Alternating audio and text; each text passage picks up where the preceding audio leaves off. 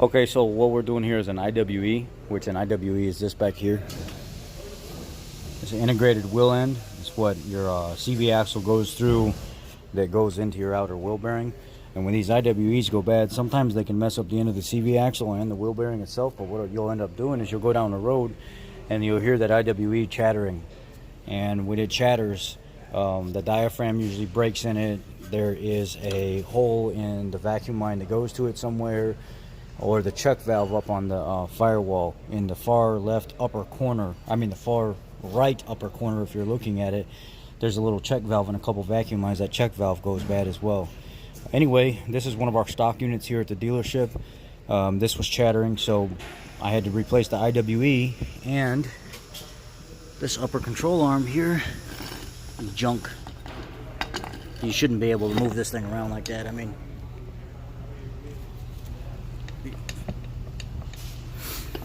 so what I had to do was pull the tire off, 21 millimeter lugs, pull the caliper assembly and stuff off over here. The two big giant bolts in the back are 21 millimeter, hang them off to the side. This is an 18 millimeter on the sway bar link. I pulled the top of it off. I had to heat it up a little bit, so I pulled the nut off of that. Then I knocked the cap off the outside right here. That's a 13 millimeter. So I busted that off and tapped that just a little bit with the nut on it. And then pull the nut off just enough to make sure that it's loose inside there. Pull the rotor and stuff off.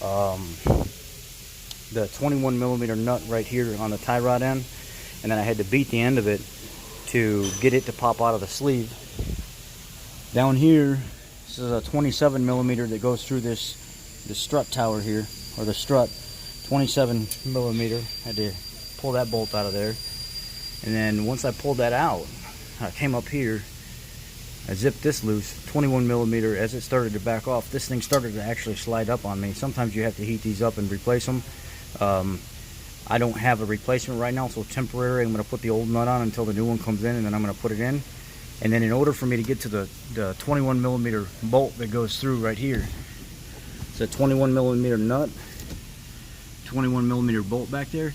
That bolt comes out and hits the strut tower, so you have to pull this strut tower. You have to pull the strut completely out of there, but mark your spot. Know which way it goes in and out, because you'll turn it 180 and it'll throw everything out, and then you have to realign it again. Probably you're still going to put it on the alignment rack and set the toe anyway. Check the alignment, but it should be fine overall. And then there's 3 15 mils up here, there, and then one back here. And then that whole thing just drops right out of there. The lower control arm just basically bends down, and as it's bending down, you can go ahead and pull your CV axle the rest of the way out. Pull it back, pull it back, kick the end of it down, and pull it right up and out of there. And then when you get to it, there's 3 8 mil bolts that hold this on. You can go ahead and replace your IWE. What I like to do is I like to hold the diaphragm down, so because it's kind of springy. I hold it down and then I tighten up my bolts, so I'm not using the bolts to tighten it down or to suck it in. And then basically put all your lines and stuff. You know, this is just all common sense stuff. You move your vacuum line out of the way and unclip it from the stuff it clips to. You do this when you first start.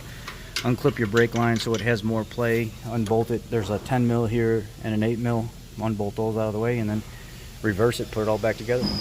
That's basically it. That's how you do the upper control arm and the IWE on an F150.